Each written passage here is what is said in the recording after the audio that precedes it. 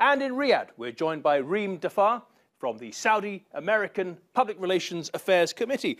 Reem, we'd like to start with you. Do you accept that Rahaf's life was in danger and that she had to get away, both from her family and from Saudi Arabia? I would believe that she would be in danger from her family because we have multiple abuse cases in Saudi Arabia, just like any other country. But I highly doubt she was in danger from the government. The government would be the #1 entity to protect her within the kingdom. The problem is, Reem, is that Rahaf had renounced Islam. She'd walked away from the faith. And according to the law in Saudi Arabia, that is punishable by being executed, sentenced to death.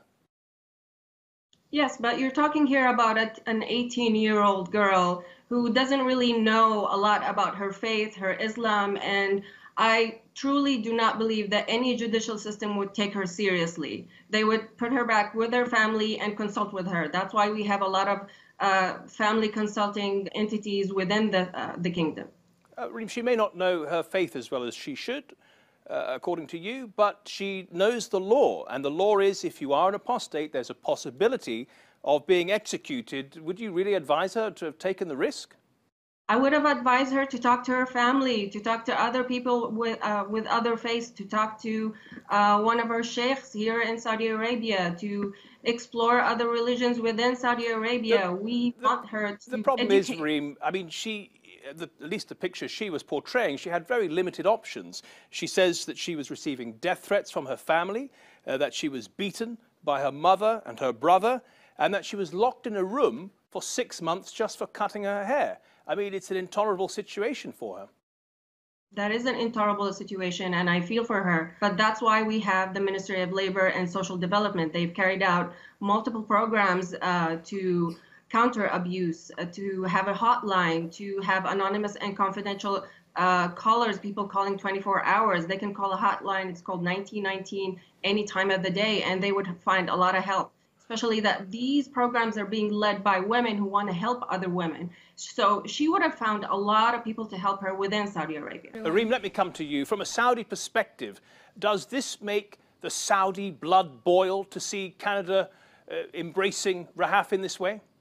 Well, it doesn't make the government blood boil. It makes the mainstream blood boil, the social media within Saudi Arabia, because Saudi Arabia is very much a family-centric culture. So families around here are asking, where's her mother? Where's her siblings? Where's their uncles, their sisters?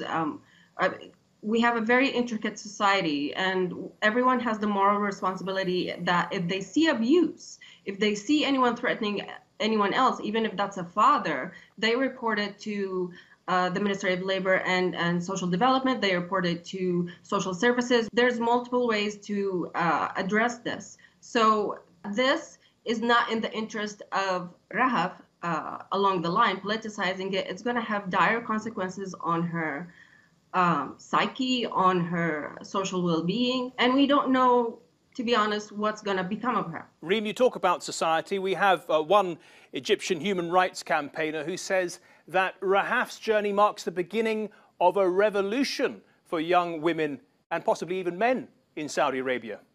Rahaf Mohammed Al-Qanun, mark my words, is going to start a revolution in Saudi Arabia. Go on social media now and watch the accounts of so many young Saudis saying, Rahaf, you have shown us that we can do this.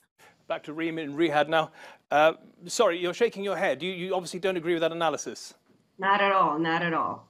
The only revolution right now is a positive revolution. The only revolution right now is among youth within Saudi Arabia that are talking, or maybe an awareness revolution. Sure, an awareness revolution of where to go, where to report abuse. We have more than 10,000 reports of abuse that are dealt with. We have multiple lines that people answer. This is a family level problem. It is not a policy level or politics level problem like how Canada has made it.